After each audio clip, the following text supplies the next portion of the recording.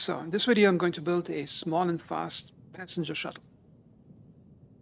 And I'm going to use parts from two different shipyards. And at the beginning, we're going to start assembling it at the Stroud-Eklund shipyards in the Darien system, which is the starbase.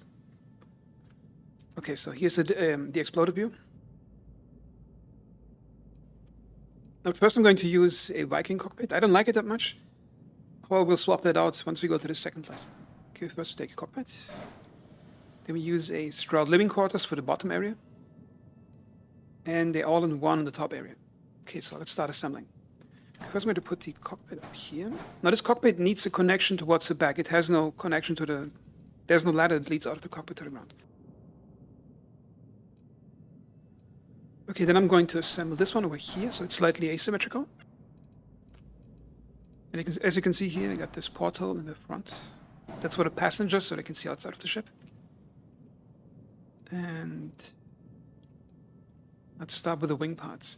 Now this is basically the same part over here. So I take this part, put it up here. Now the way you can flip it is you can hold control, then you press G, let go of control, move the mouse away, press Z a few times. Now it's flipped horizontally. Now it's flipped again, and you got to flip it a third time, so it fits the bottom part.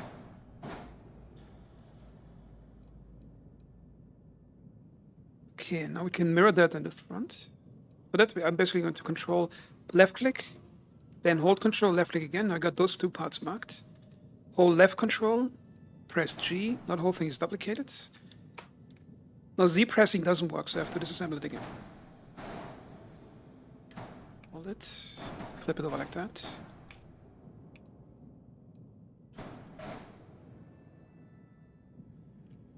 Okay, so that's the front part. Now for the top part over here, so the silhouette is smooth. I'm going to take those over here, which is the same part, but there's variations of it. You can also mix it up, which is a Stroud-Eklund cowling 1LP BT. Okay, now on the other side, it's the same thing. Can delete this part. Now, I decided for this part of landing gear because it integrates into the hull, it's below it. Put one up here. And the second one up here. Then for the entryway, I like to use this one because it's a sideway entry. And unfortunately, you cannot rotate those to be facing the front or the rear. This one up here. And now we got most of the functional living area assembled together. So there's this sleek shuttle look to it. Okay.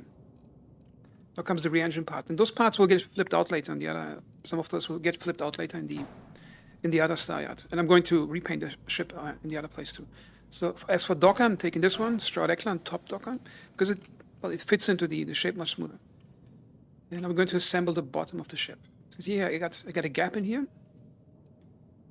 I like to put the reactors, like the exposed wiry things, below the ship.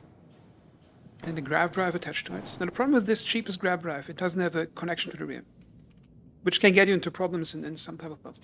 Let's put the engine in the center. And the fuel tank, that's not the one I'm going to use for the final product, it's just for the ship. Okay, now we assembled this one. And I'm going to flip over to the second star yard. Okay, so now we are at the HopeTech star yard.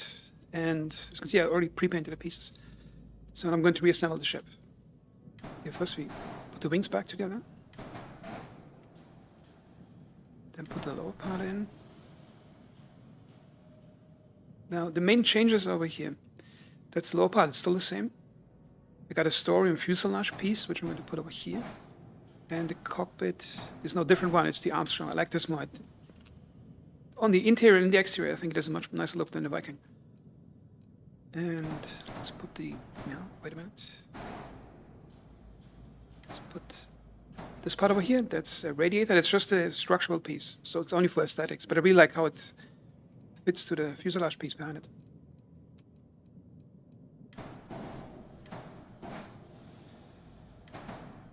This landing gear piece as before.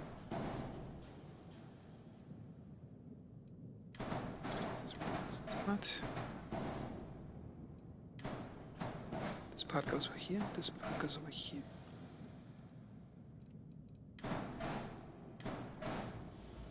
And the landing gear is the same on the other side. Attach this together. It's over here. So yeah, notice already here it has much nicer, I think, because I think the Viking cockpit is just like too flat. And I think a general problem with this with the ships in this game is that most cockpits are these duck head cockpits. So they all look like the ship from Firefly, or like the platypus that the developer mentioned in the developer video. That's one of the few cockpits that looks a bit more retracted and integrated into the fuselage. Okay, I'll put this one up here again, up here. Okay, now let's see if I didn't miss anything. This part goes up here. This part goes up. Okay, let's see if I assembled the rest correctly. Okay, now I got, that's another change in the build from the first shipyard. Companionway 1.1 and 1 times 1. The same thing. I stacked them both against top of each other.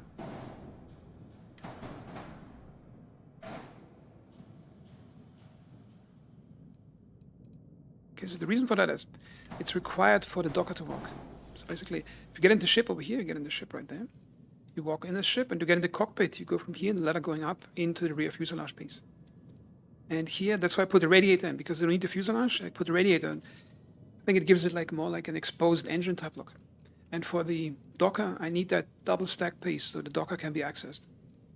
That's basically an empty piece. It's only required for the docker to function in the game. Okay, now the rest is basically that's a more expensive grav drive. I put it in because it has higher range, so if you do passenger transport, and also the fuel tank, so you can get further in one jump. And then we got the reactor. This time I'm putting it on the top because I think the exposed piece over here, the pattern looks really nice on the top. Okay. Then I got 2 White Dwarf 1000 engines. They attach to the side like that. I think look much nicer than the other one. Put it up here. And that rear porthole, I think is... Yeah, it tested it over here on this part. You can put it up here, but it actually doesn't put a window on the inside. So it doesn't actually function. Let's remove this one. Okay, then we got reserve fuel tanks. They go below. This. And also got a shield generator for some slight asymmetry. Put it out in the back right here. So that's a complete ship. And as for coloring, as in most of my ships, I like to give it like a sand brown color. And if you want to replicate the same color, basically go up here, mouse, press G on the keyboard. And the color is basically, it's like the hue is orange, saturation is somewhere 80% to the right, and brightness is full. And if you want to copy that color, basically take it here, modify it, put it back, press E to confirm. Then you can press J again. Now this color is saved as recent. So you can use it like that. So let's say, for example, if you want to do something else, say you want to have the secondary color to be white, you can make the paint white like in here if you like that. And for the rear engine parts, I always like to have certain accents against that sand color, which is like this turquoise blue-green thingy. Okay, so for this color, I'm using some really blue-green with full saturation and really high brightness. I like to give the engine or the fuel tanks the paint like that, and the smooth docker like that.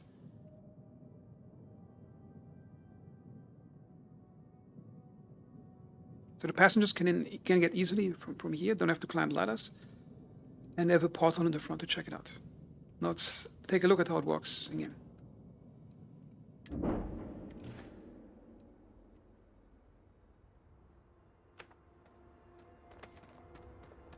Ship from the outside. Yeah, and I really like that Armstrong cockpit. It looks so much nicer than the Viking one.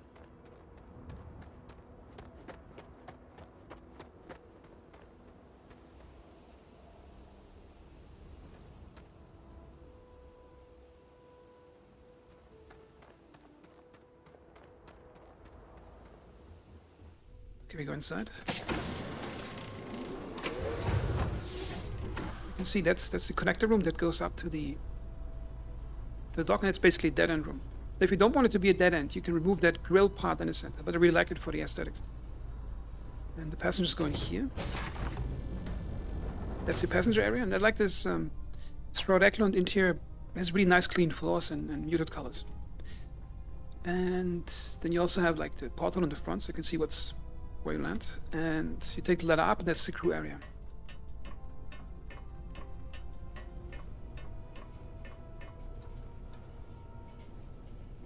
Okay, just the connecting room.